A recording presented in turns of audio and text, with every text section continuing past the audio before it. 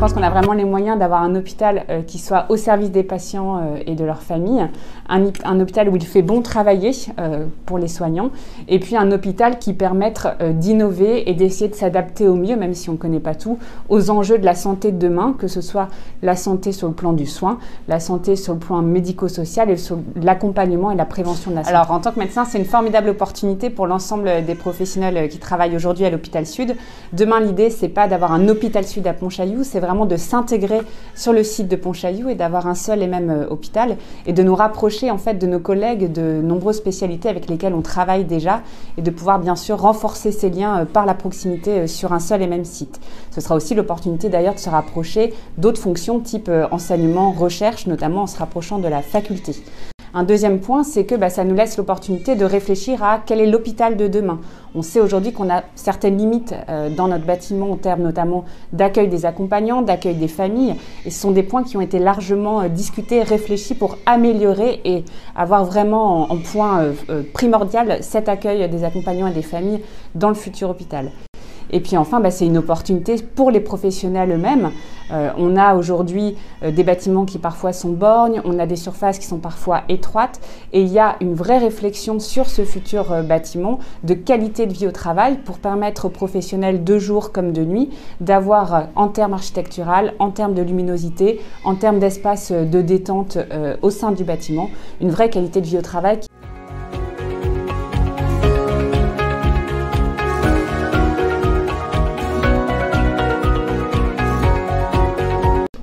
Alors, il y a beaucoup de réflexions qui ont été menées avec un point fort, c'est l'accueil du patient, de sa famille et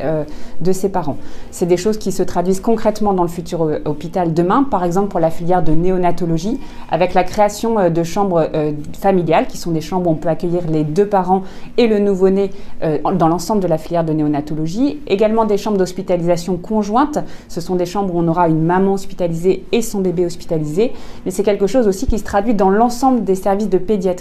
que ce soit pour la chirurgie, l'hémato-oncopédiatrie ou l'ensemble des services de pédiatrie où parfois les hospitalisations peuvent être prolongées. Et là aussi, on aura des espaces dédiés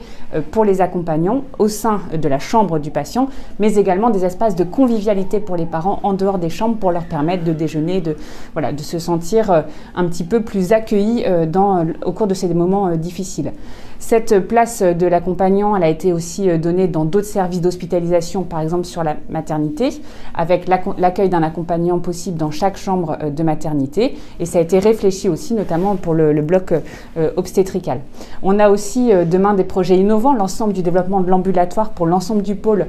au niveau du bâtiment, que ce soit sur les services de pédiatrie, avec l'HDJ médical, avec l'hôpital de jour chirurgical, l'arrivée des J0, et puis l'ensemble du service de consultation qui accueille aujourd'hui les centres de compétences et de référence qui sont nombreux dans le pôle, avec également le service de génétique clinique. D'autres projets innovants, c'est le développement de l'hôpital de jour de gynécologie pour permettre aux femmes d'avoir des parcours plus courts. Et puis un autre projet aussi qui est balbutiant là actuellement, qui est en cours, c'est la Maison des femmes, qui aura demain dans le futur hôpital ses propres locaux dédiés pour permettre l'accueil de ces femmes victimes de violences sur une même unité de lieu, que ce soit sur le plan médical, psychologique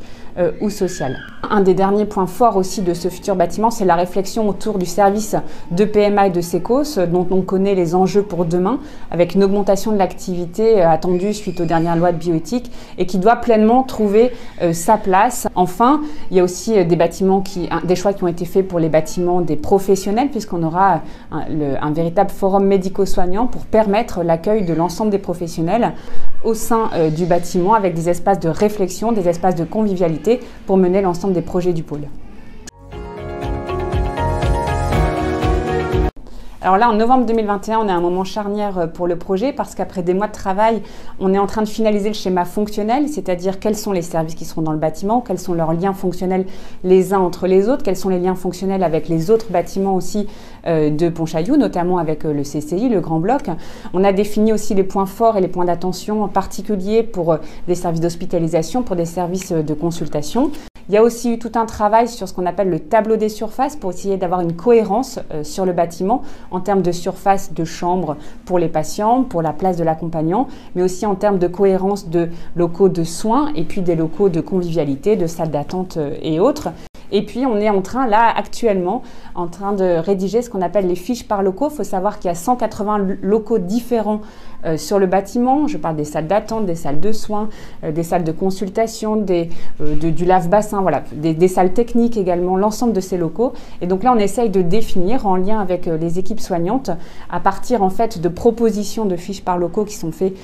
par l'équipe Nouveau CHU, de définir ce qui semble être prioritaire et ce qui pourrait manquer. L'idée étant d'être le plus exhaustif possible, même si on sait bien qu'entre ce qu'on rédige aujourd'hui et ce qui sera in fine réalisé, il y a encore beaucoup de réflexions et beaucoup d'étapes. Donc voilà, on a ces trois éléments qui vont nous permettre, alors que l'appel à candidature est lancé, c'est-à-dire qu'on a actuellement des groupements de construction-réalisation qui postulent, qui disent « nous, on voudrait pouvoir construire le FME, construire le futur hôpital femmes-enfants du CHU de Rennes ». Donc ces groupements vont être choisis là d'ici la fin de l'année. Et l'ensemble de ces documents, l'ensemble de ces échanges, de ces concertations, de ces compromis qu'on a pu avoir avec les équipes, c'est des éléments qui leur seront livrés en début d'année 2022 pour lancer le concours. Lancer le concours, alors moi